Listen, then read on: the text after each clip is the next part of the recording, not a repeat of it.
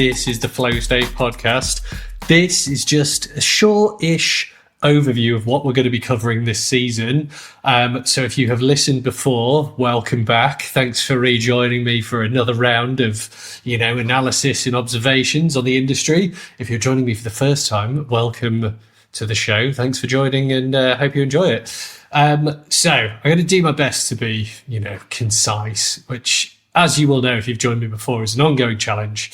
But look, I'll do my best. So today, just going to run through what we are going to be covering through the rest of this year, some of the key themes, what Flow State itself is focused on, as well as what I would like from you if you would like to join me for a conversation. So without further ado, I'm writing a series this year called the Buyer Group Intelligence Playbook. Now, if you were an account, I just want to preface this by saying, if you're an account-based marketer, or if you're in possibly a revenue operations or a growth type role, then you can potentially skip over the first few of these, although it's always good to revisit the basics, but you probably are going to be fairly familiar with this. But look, Buyer Group Intelligence, we're very focused on it in Flow State. I am incredibly laser focused on it in the new business Catalysis, which I'll be talking about a lot more very soon.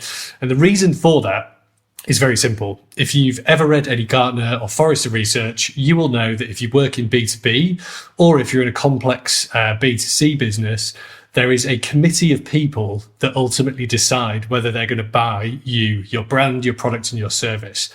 But the entire marketing and sales industry hangs on the idea that you should just be chasing an individual lead or an individual engager with your content, or at the very top end of the funnel, these aggregated audiences that are all built out of largely other people's data that you don't really have any idea of the provenance or accuracy of. So the crux of the issue, as far as I'm concerned, and not just me, as well as other people in the industry, is that obviously is wrong. That does not set us up for success, because if we're building our entire process around, a deal that hangs off one key decision maker, we know that one key decision maker does not solely make the decision. The whole idea of a key decision maker role is a bit flawed in and of itself. So the reason I'm writing this playbook is to really dig into that issue, explain our perspective on that and why we think it's so important, as well as how we approach it through Flow State, as well as how I'm going to be approaching it through the new biz as well. So that is the world that I am in. How does this tie back to what I've covered before? Well, quite delightfully, almost as if there was some kind of plan, like a strategy almost in place. This dovetails very neatly back through the last 3 years of conversations and podcasts I have presented and been involved in, because it all comes back around to people buying from people. If you've ever read Dale Carnegie's How to Win Friends and Influence People, you'll be very familiar with the idea that you just need to get to know people and be genuine. And if you show some genuine interest and get to know people, what do you know? You can start to form relationships with those people and they will come to like you if you're not terrible at it. And, you can go from there. So look, that's all. I mean, that theme is something we've been talking about for the past, forever, basically. But it's been a key theme all the way through the Flow State podcast. The second thing is the macro trends in particularly the digital industry are sort of contriving against us now, I would say, because a lot of the old, hero brands have lived long enough to become the villains. Amazon, Google, Meta, they're all fairly terrible now, on paper. They helped us grow some great parts of the industry, but they're kind of ruining it now. And that puts marketers and salespeople in an awkward position, because there are huge audiences locked away in those environments, but they don't really want to give them to us anymore because they want us to pay for them. So look, that's just one example. There's obviously many, many more. And we're going to be digging into those and what those mean to you in your role, because you're fighting on a number of fronts now. And I don't like to use, aggressive analogies, but look, that's where we're at. So there's that as well. And look, without getting too political or philosophical, just the other economic and social macro trends are affecting all of us, right? Like, it's taken me quite a while to get going this year, just because the general state of the world is challenging, shall we say. And you might have read the title of this episode and thought, the intelligence era, that doesn't sound accurate, Stu, is it? Is that where we're at right now? But look, I feel like we are. There's a lot of noise and, sort of I forget the phrase, it's just general shouting going on online. But that doesn't mean that we all have to get sucked into that way of behaving. And we don't have to forget that we're all largely, 99% of us, quite reasonable, rational, or emotional, whatever people. And we all actually get on quite well if you just leave us alone.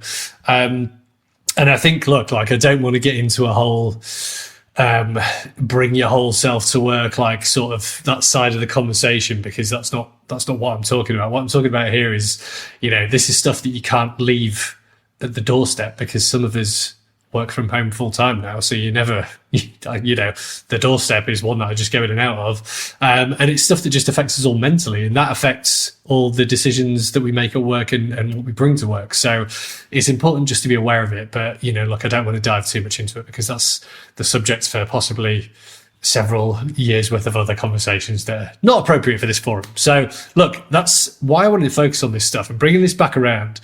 You can read the first 2 articles of the playbook now. We're writing it in 3 stages. So the first stage is diagnosing the issue. And look, as I said, if you're in account-based marketing or you've worked in highly targeted marketing or sales before, you may well know some or all of this stuff. But I don't think it hurts to go back over the basics. The first 3 are all diagnose. The second 2 are getting into understand and analyze, like, how do we understand this problem and what are we doing about it? And then the last 2, we try and talk normally here, are how to act on the information that we're provided. What could you do? How do you get deeper into this problem? How can you be transforming your go-to-market to align around the full buying committees that are behind all these decisions, not just a lead, not an aggregated audience, not like someone downloaded a white paper. Look, we all know that we have to do these things because, people might be asking for them, and we've got to demonstrate progress. But look, we're here, me, my business partner, the rest of our team are here to try and help everybody just, share their woes and just be better in their jobs and feel better about what they're doing, if you need that. And if not, we're here just to probably tell you some stuff that you already know and give you some information that you can share internally to say, look, it's not just me saying this stuff. These guys say it as well. They seem like they know what they're talking about. Brilliant. So look, that's the bulk of the worky work bit of the podcast. We're going to be getting into that in a lot more detail. I'm going to be releasing the first 2 of those episodes over the coming weeks. And look, if you agree, if you disagree, if you're like, Stu, this all sounds crazy, or man, this sounds brilliant, open invitation, shoot me a message if you'd like to come on and chat about it. If you don't want to jump on and have a conversation about it, totally fine. I'd love to hear your feedback. And look, it's all really useful for me. It just helps me shape these episodes and conversations. And I'm a big fan of just hearing what people think. And as I was talking about with my very good friend Ashton on what was actually the first episode of this series, it's nice to positively disagree and just have your views challenged in a civil, sort of erudite fashion, like, have a nice conversation. We don't all just have to sit around saying, yes, that's great all the time. That's really boring, isn't it? But equally, you don't have to be at each other's throats in a, one survivor is right sort of mentality every time you disagree with somebody. So look, there you go. Getting a little bit distracted there, but look, we're already at 9 minutes. That's very concise.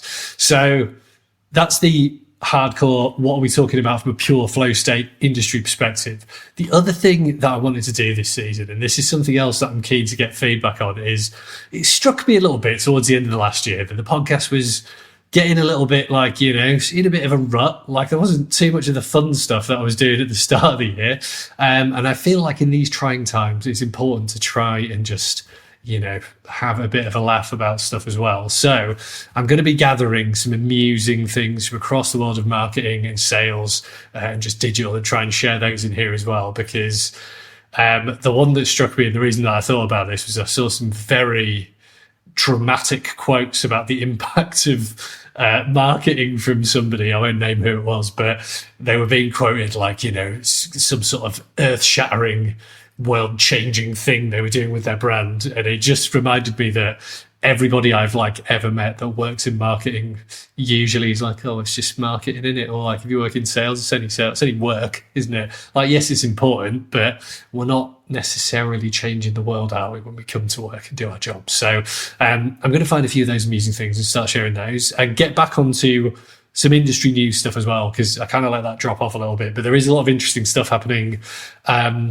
now that the AI wave of hype is receding somewhat and we're getting a more reasonable view of what we can actually achieve. There's a ton of like really interesting stuff happening still, particularly on the sort of meeting of software and hardware development. You've probably heard of like the next wave of the ongoing RAM-pocalypse. It was being described, people fighting for GPUs, but they're not necessarily fighting for them in the ways that you might think. So I'm going to get into a bit of that as well, and where these, the worlds are colliding a little bit more, not in like a lame metaverse way, but in a much more exciting way, I think. So look, that's what we're covering. So just to recap that, we're going back over Buyer Group Intelligence, the words that you'll be hearing from me a lot this year. Why are they important? Why should you care about it?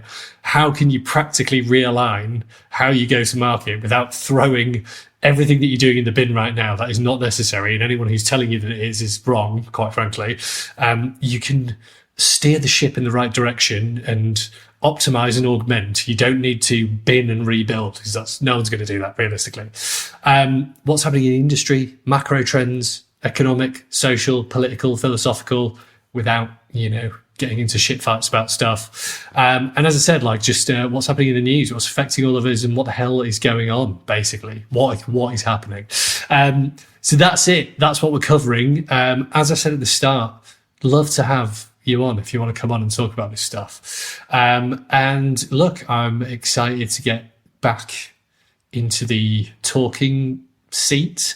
So there you have it. Concise intro and overview of 2026 on the podcast. I look forward to imagining my words falling into your ears through the rest of the year. See you next time.